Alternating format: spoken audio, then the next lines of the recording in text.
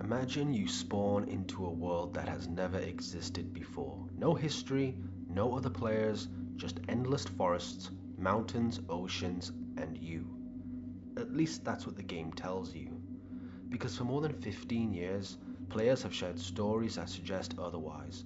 Stories of figures standing silently between the trees, sounds with no obvious source, impossible structures appearing in your game, entire worlds that seem to have a life of their own. Most of these stories have been dismissed as internet myths. Some were proven to be hoaxes, but there's a few out there are rooted in things that really happened. Today I'm going to explore some of the darkest urban legends ever connected to Minecraft, and by the end of this video you might find yourself looking over your shoulder the next time you open a single player world. Let's begin with the legend that changed Minecraft forever, Herobrine. If you haven't played Minecraft, you probably know who Herobrine is. In 2010, a player uploaded a photo online that seemed like an ordinary screenshot from their survival world, but it would quickly spiral into something completely different. At first glance, nothing looked unusual, until you noticed someone standing in the fog in the distance. It wasn't another player, it was not a mob, it looked exactly like Steve, except his eyes were completely white. The player claimed that every time they tried to approach the figure, it disappeared. But wherever it had been, something felt wrong, because the trees had been stripped of every leaf. Long tunnels were cut unnaturally into the mountains, and sand pyramids stood in places where no one had built them. At first, people were confused. They laughed, they joked. Then more screenshots appeared. Then videos and stories. Some claimed Herobrine simply watched from a distance and he was harmless. Others believed he was manipulating their worlds, leaving signs that someone or something had already been there before them. The legend became so widespread that people started inventing their own explanations. Some said Herobrine was the ghost of Notch's brother. Others believe he was a corrupted developer that somehow survived inside the game. None of it was true, unfortunately. Or, fortunately, if you wanted it to be true. But the strange thing about Herobrine isn't whether he existed, it's that millions of players generally became afraid to play Minecraft alone back in the early 2010s. Not because of what they saw, just because of what they might see.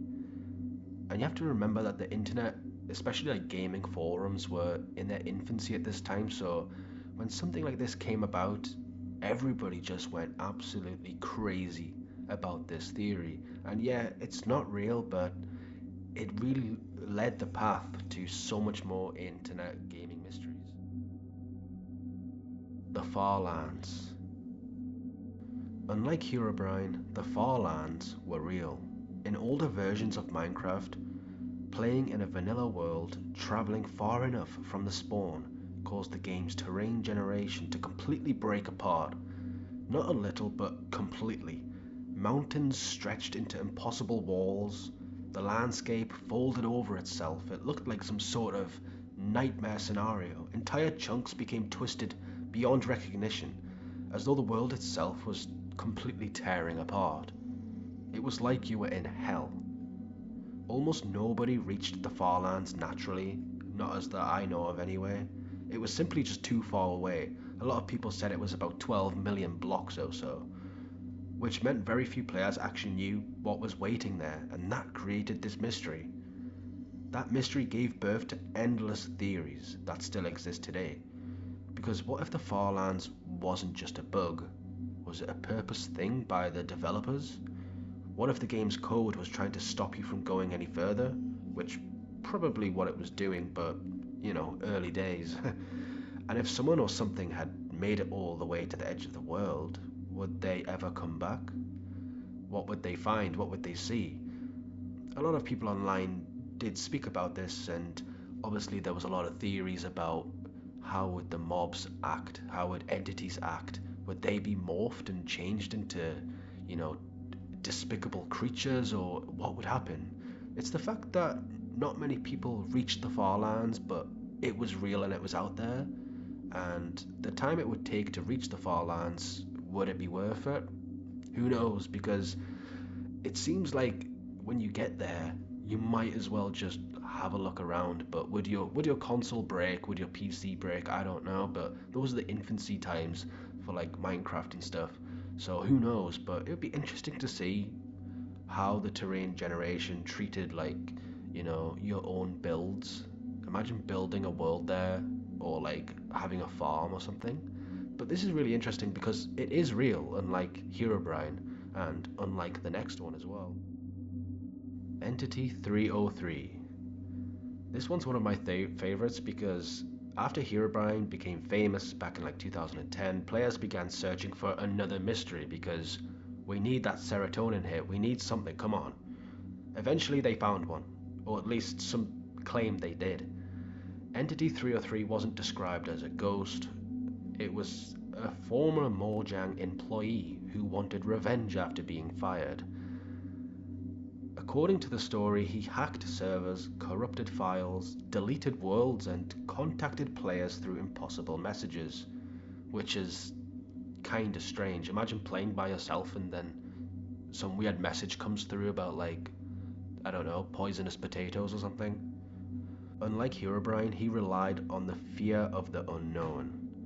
Entity 303 preyed on something much more modern, the fear that your game itself could no longer be trusted. It's almost like you had some sort of malware inside your world and you can't trust your world. Imagine you build something amazing and like it just, I don't know, explodes.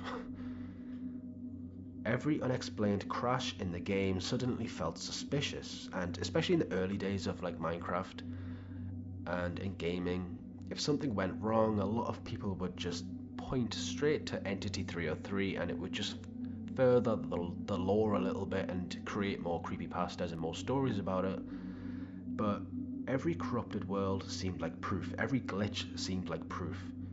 There was never any real evidence about Entity 303, definitely just sort of like a community sort of creepypasta that was invented, but obviously it's about the early days of gaming where, things could go wrong and then they just blamed it on this entity because, Herobrine existed and all these other things existed, all these different theories were popular, so let's just make our own. That's pretty much what Entity 303 is, but it's interesting that so much is happening just because of the theory of Herobrine.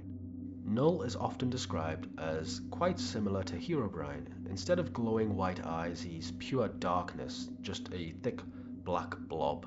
Well, a blocky blob. Players describe seeing a shadow-like figure standing silently in the forests, caves, or abandoned structures before disappearing without making a sound. Very similar to Herobrine, actually. Unlike many Minecraft myths, Null doesn't have a single origin story. Nobody really knows who made it up or where it really originated from.